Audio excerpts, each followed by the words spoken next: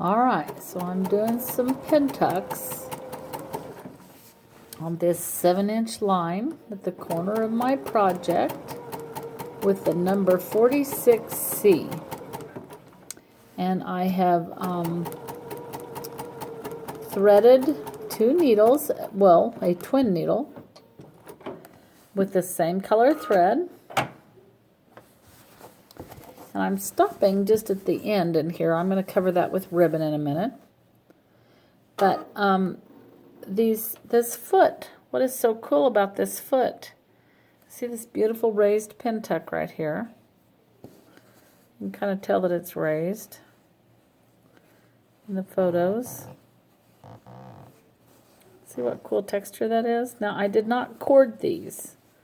A corded pin tuck, you can see the back side is just zigzags. The bobbin just zigzags between both needles. There's 2 threads in the top. And that fabric just sucks up and makes this lovely little soft pin tuck. Now the beauty of this foot is it's got these trenches or these channels in the bottom. And so I'm just going to put that previous pin tuck right in that channel and stitch away. And it will just make, it just guides it for you and makes it really slick. Now my markings are those friction pins. I don't usually suggest you use a friction pin on white, but I wanted a minute ago for my photos and for these videos. This is the beginning of a project I'm doing for a class, a fun class, more fancy stitches kind of a class. So if I'm in a dealer near you, come take it. It'll be fun. But anyway, so the pin tucks, watch how they just ride in those grooves or in those channels.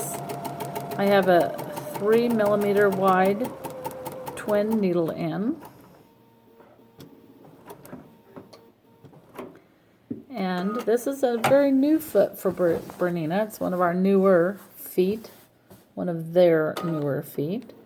Now look, I'm going to pop clear over to the end one and skip this one. And so now when it stitches, it's going to give me the perfect space for decorative stitches. And it's just really fun. Cool little trick here. So let's go and do one more side over here. And we'll skip over again, clear to that very end.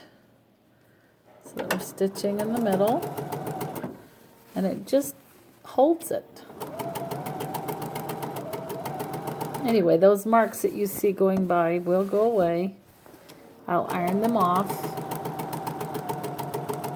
But I don't suggest that you use a friction pin on white, personally.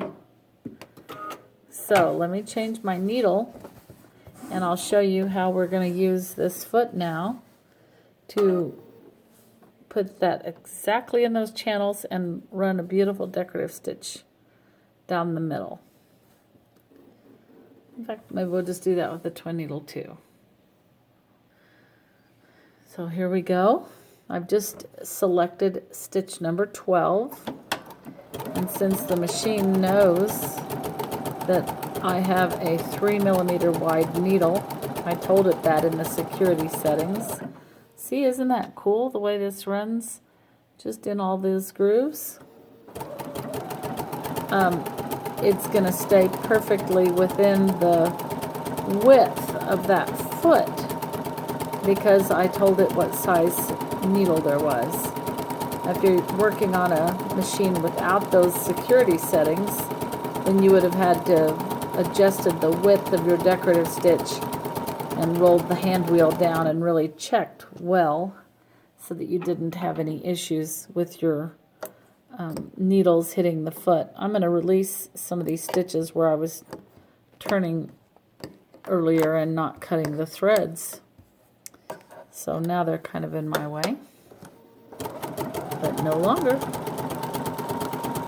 So, you ready? Look how cool that is.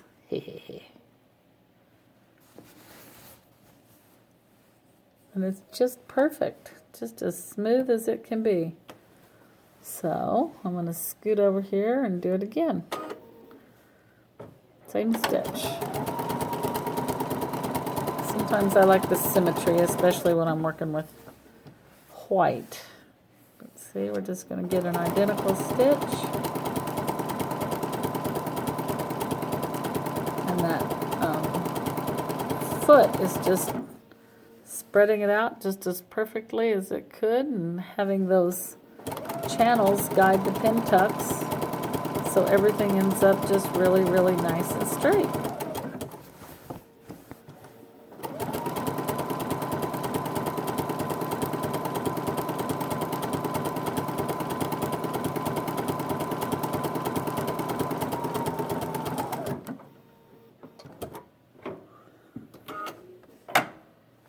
Now, I'm not going to worry about clipping my threads because I'm going to cover this end with something.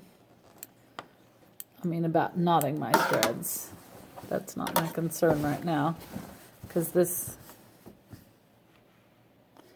end of my project's going to get covered with top stitched ribbon. But I just want you to see that beautiful pin tucking. And how fast was that? I've only been filming for 6 minutes total, and I've got 1, 2, 3, 4, 5 rows of pin tucking and 2 decorative stitches. Beautiful.